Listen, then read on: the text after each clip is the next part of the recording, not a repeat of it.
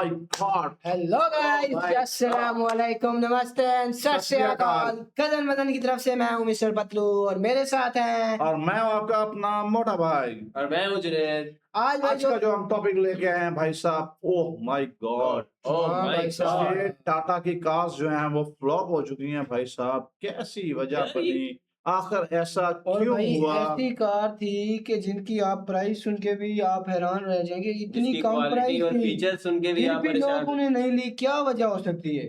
यानी कि futuristic car और रीजनेबल प्राइस हाँ। होने के बावजूद भी फ्लॉप होगी। बहुत और ज्यादा फ्लॉप हो एक्स्ट्रा गई। फीचर्स के साथ आती थी ये गाड़ियां और फिर भी फ्लॉप हो गई हैं। ऐसा ऐसी क्यों? और ऐसी कौन सी गाड़ियां और क्यों हुई, तो ये हम आज की वीडियो देखेंगे, उसमें हम आज जानेंगे कि ऐसा क्यों हुआ। तो चलते हैं हम हाँ। अपनी ओह वीडियो की माय तरफ। गॉड। वैसे आजकल टाटा की सियारा की गाड़ी आ रही है, अगर हाँ। आप मेरा ईवी भी आ गई हाँ भाई ये भी आ साहब। रही है भाई साहब।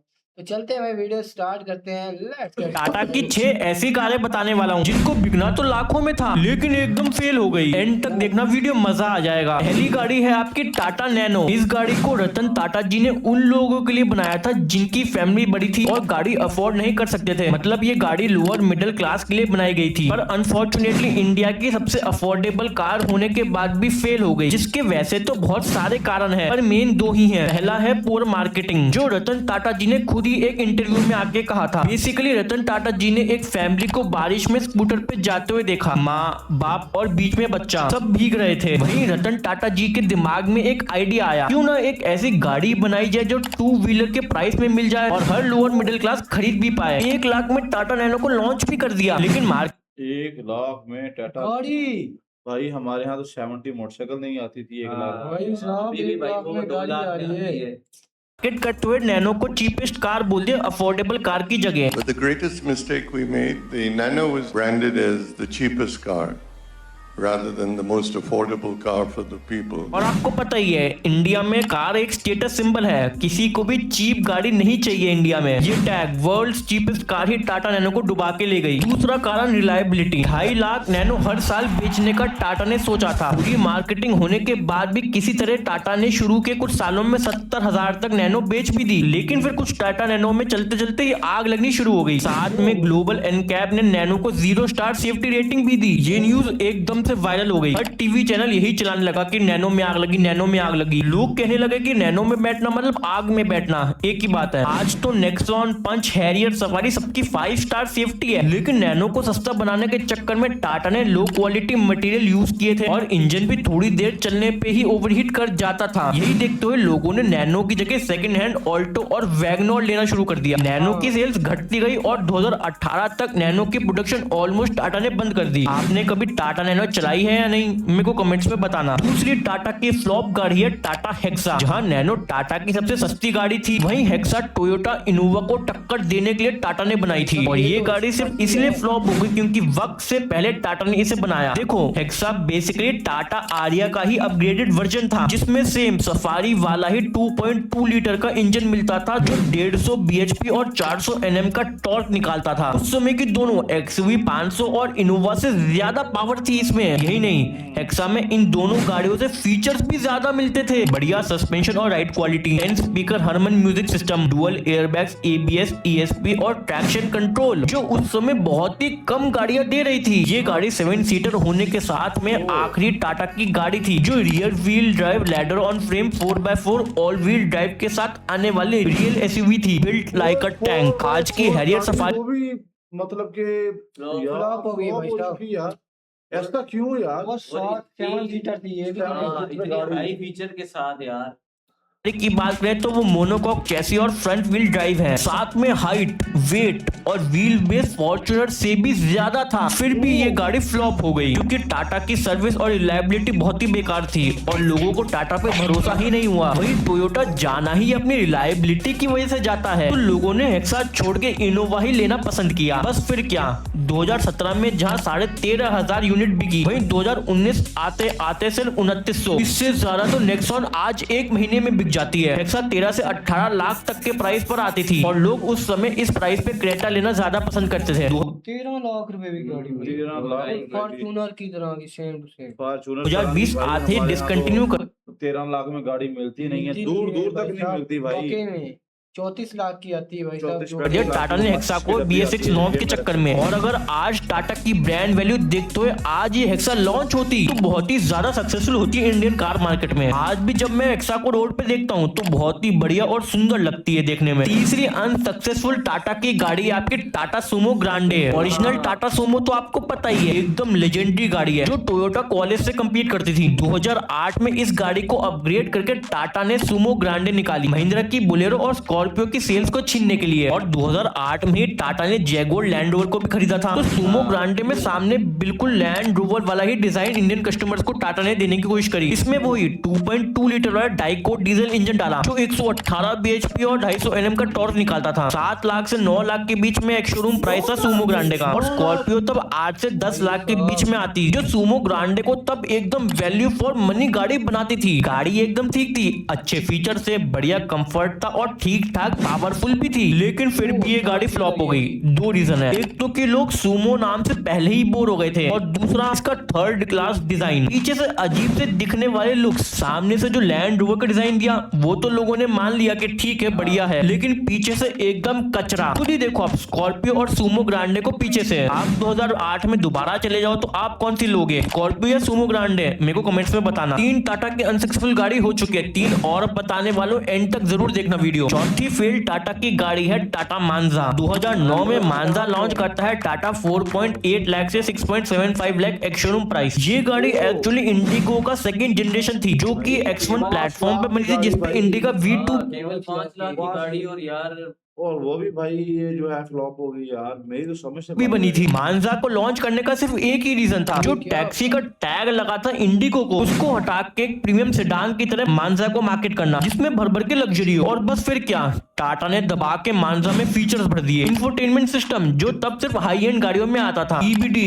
ऑटोमेटिक डुअल जोन AC, पीछे आर्म रेस्ट, लेदर सीट और सुंदर दिखने वाले एलॉय व्हील्स। साथ में डाले 2 इंजन ऑप्शंस, पहला national engine of India 1.3 litre का multi jet turbo diesel engine 90 bhp और 200 Nm टॉर्क के साथ, दूसरा 1.3 लीटर का NA पेट्रोल इंजन। मांजा के फ्लॉप होने के कारण थे टाटा की टैक्सी वाली इमेज। मांजा लॉन्च करने के बाद भी टाटा को टैक्सी ही कहते थे। साथ में मांजा को प्रीमियम और लग्जरी मार्केट करने के बाद भी इंटीरियर में चीप प्लास्टिक क्वालिटी, बहुत ज्यादा पैनल गैप्स कस्टमर को मिले। लॉन्ग टर्म में लोगों को इलेक्ट्रिकल ग्लिचेस, रैटलिंग नॉइस और फेडिंग इंटीरियर जैसे इशू फेस करने को मिले, जिससे इस गाड़ी की इमेज एकदम खराब हो गई। यही नहीं, बार बार लोगों को सर्विस सेंटर भी विजिट करना पड़ा और लंबी गाड़ी होने की वजह से, बेकार ड्राइविंग डायनेमिक्स होने की वजह से ये गाड़ी को चलाने में मजा भी नहीं आता। इसके ऊपर से लगा टाटा मांजा की खराब और लो रीसेल का तड़का। वहीं कंपटीशन में आती थी जैपनीज होंडा सिटी और कोरियन हुंडई वर्ना, जो दोनों ही 5 से 6 हजार बिक जाती थी और साथ में मांजा की सेल्स भी खा गई। बस फिर क्या,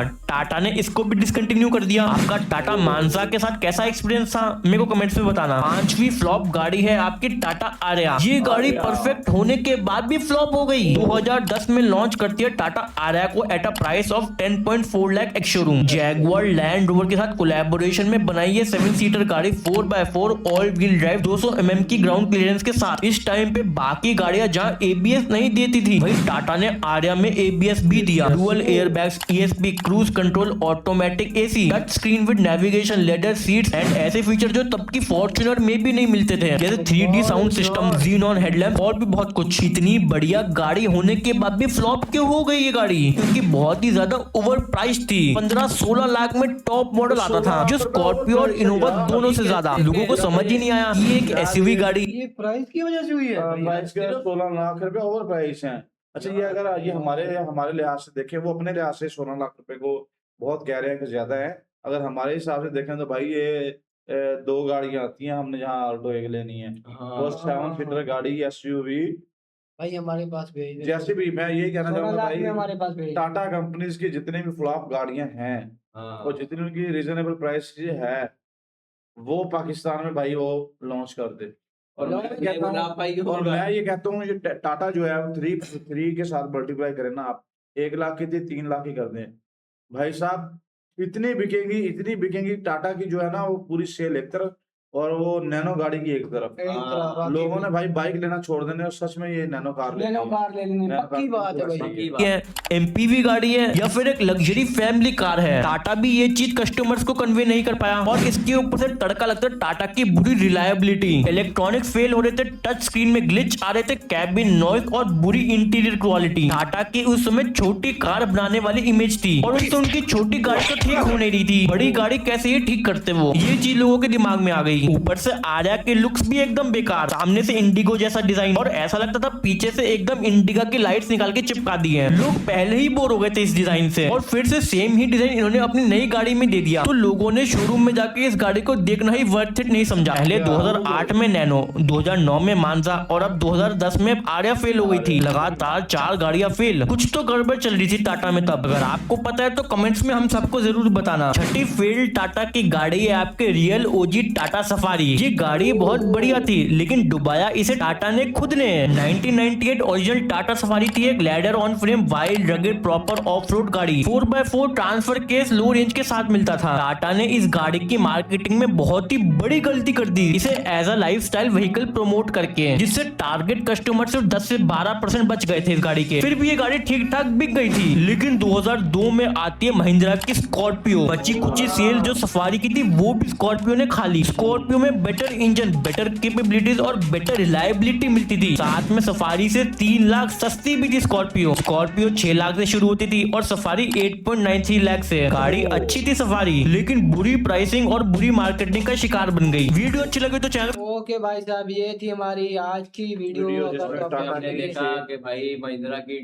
जो 6 गाड़ियां हैं वो भाई फ्लॉप क्यों हुई और क्यों क्या हुई? भाई महिंद्रा की टाटा की, ये सोया हुआ वीडियो। भाई साहब हम टाटा की हाँ, बात कर रहे भाई यार हैं। लास्ट में उन्होंने महिंद्रा स्कॉर्पियो बोला तो महिंद्रा मैं- स्कॉर्पियो तो भाई फेमस हो गई आते हैं भाई साहब, वो स्कॉर्पियो तो आते ही तो फेमस हो गई और उसने भाई सफारी का जो है ना, सफारी का टाटा वो सफारी का टाटा सफारी को खुले लाइन लगा दिया भाई। हाँ, ऐसे ही है भाई साहब। और क्षमा कर दें, क्षमा यार कर दें। देखा जाए ना तो वैसे इनको होना नहीं चाहिए फ्लॉप। जिस तरह की कीमत है, प्राइस रखी गई, हालांकि जो भी फीचर चाहे ना भी हो ना, फिर भी इतनी कीमत में आपको गाड़ी मिल रही है, भाई से अच्छा तो है गाड़ी ले ले बिल्कुल बंदा। ऐसा है, ये हम अपने लिहाज से सोच रहे हैं हाँ क्योंकि हमारे पास हैं ऑटोमोबाइल्स में 3 जो है कंपनीज, होंडा, सुजुकी और टोयोटा। टोयोटा भाई उधर आप देखें, उधर 12 से 15 मेन कंपनीज हैं, Honda, Suzuki, Hyundai, Tata, Mahindra, Suzuki, अपना मारुति, मारुति सुजुकी मारुति और सुजुकी, फोर्ड वाले हैं, फोर्ड निसान वाले, हाँ, वाले हैं। निसान वाले, बहुत सारे हैं बहुत भाई। सारे कंपटीटर्स हैं।